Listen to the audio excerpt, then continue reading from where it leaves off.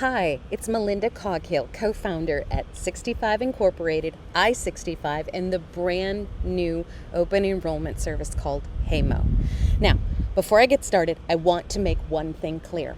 We do not sell insurance, and all three of the companies that I listed, we make no money from the sale of insurance products. We work for you. That is our job. So when I do a video like this, the reason I am doing it is because I am trying to get information to you that is truly in your best interest. So my message today is, once you are enrolled in Medicare, you are not done with Medicare. I know.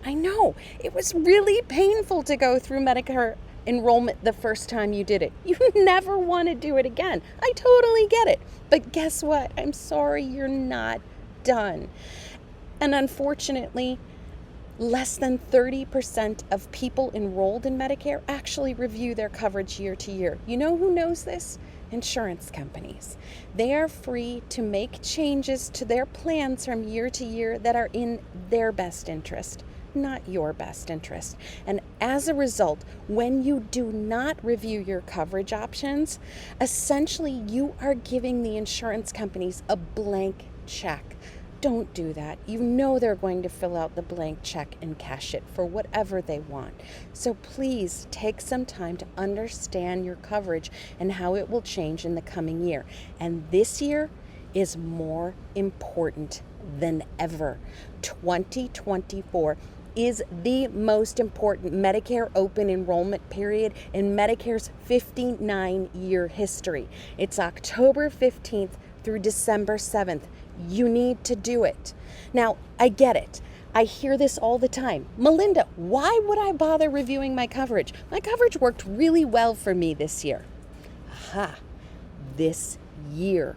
When you choose a Part D or a Medicare Advantage plan, you are engaging in a contract for this year.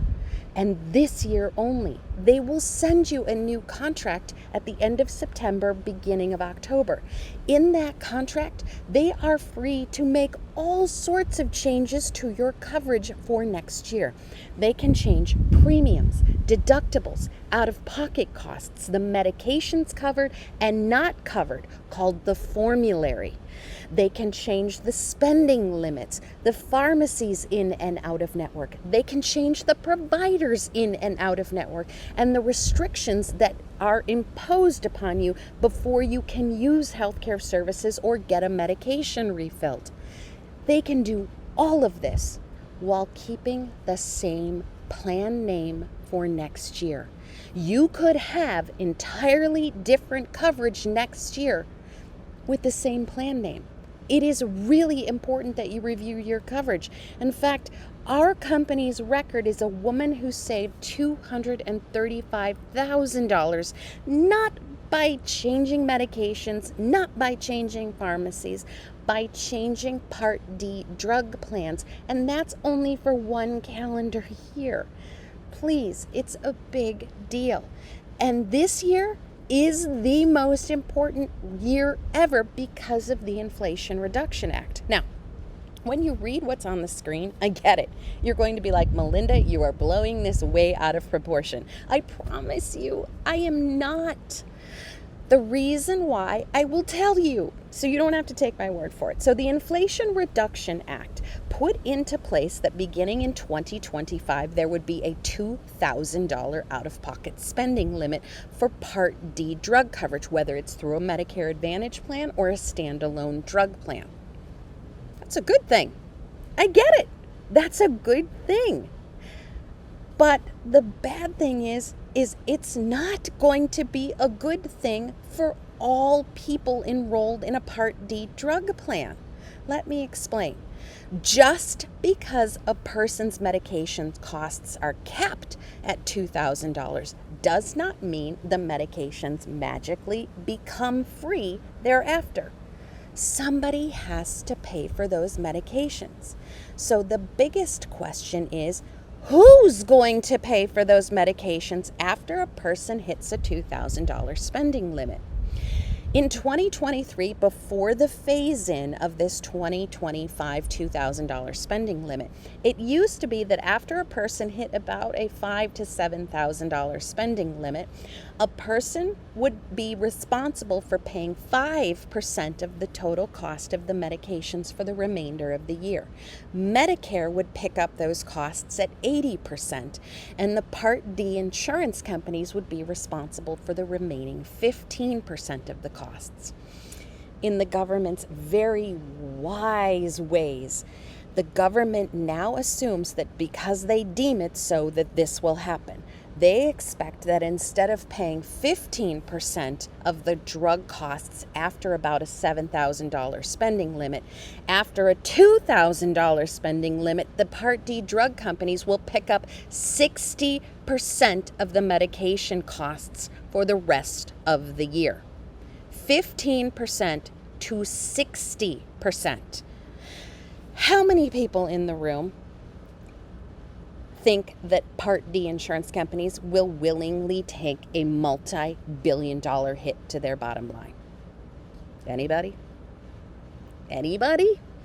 Hopefully not, because believe me, they're not. So, how are Part D insurance companies going to pass on these costs? Because you know they will. First and foremost, plan premiums overall are increasing. Between 2023 and 2024, we saw plan premiums increase overall at about an average of 23 to 25%. We expect that this next year to be an increase overall of between 25 and 50%. Second thing, increased cost sharing. So imagine that you used to pay $0 to refill a prescription. That refill might now cost $3. If you paid $5, you may now pay $10. That's not really a big deal. It's a little deal, but it's not a big deal. Where the bigger deal comes is when copays turn into co-insurances. A copay is a flat amount. A co-insurance is a percentage of the total cost of the medication. Imagine you take a drug like Eliquis. Eliquis, the retail cost of the medication is about $550, give or take. With a $47 copay, you pay $47. But when that copay changes to a co-insurance, now you are responsible for paying 25% of the retail cost of the medication. Your copay, the amount you are responsible for paying, essentially went from $47 to about $140. That's a much bigger deal. But even that isn't the real story. Here comes the real story, and the part that makes me, that's the part, this is where it comes in. Because the biggest change that will be potentially made is when plans drop medications altogether.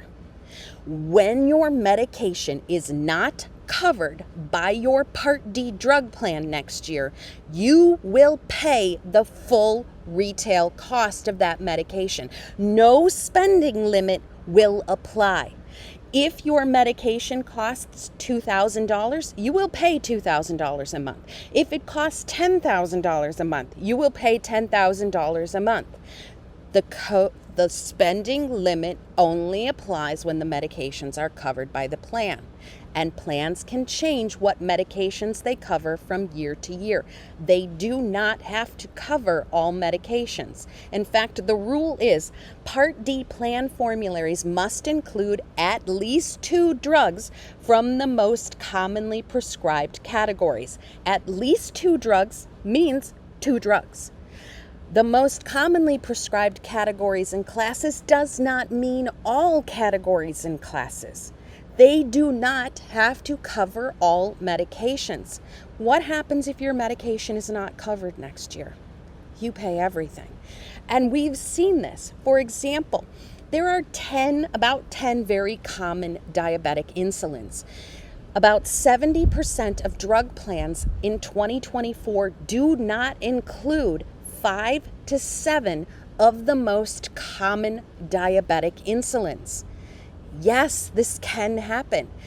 I have clients who are on cancer medications that are saving their lives. I have one client in particular surviving stage 4 cancer using a medication called Tagrisso.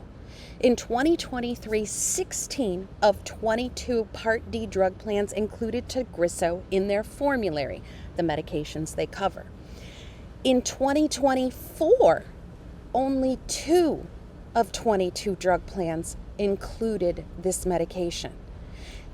2024 was the ease-in year for the $2,000 spending limit. I completely fear what's going to happen for my client next year. Will any Part D drug plans cover this medication that's saving her life? I don't know.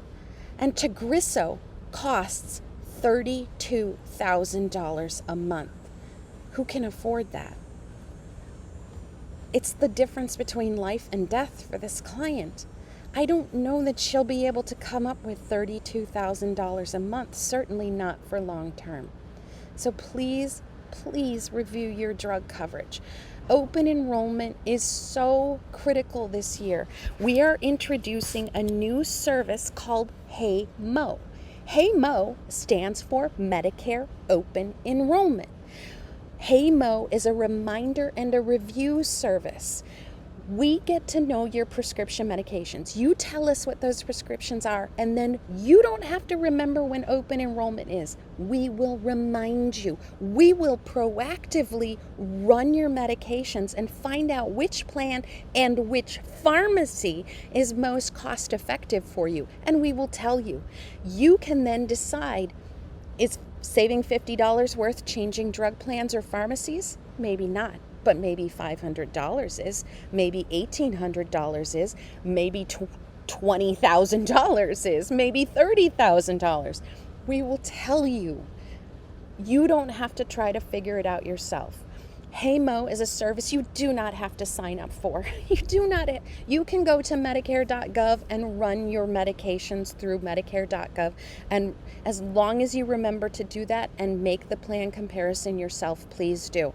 But if you don't trust yourself to remember, you don't know how to compare your plans, Hey Mo is $30 per year per member. Again, no pressure. You don't have to do this. But whatever you do, review your drug coverage. Please, please, pretty please. Thank you so much. Have a good one.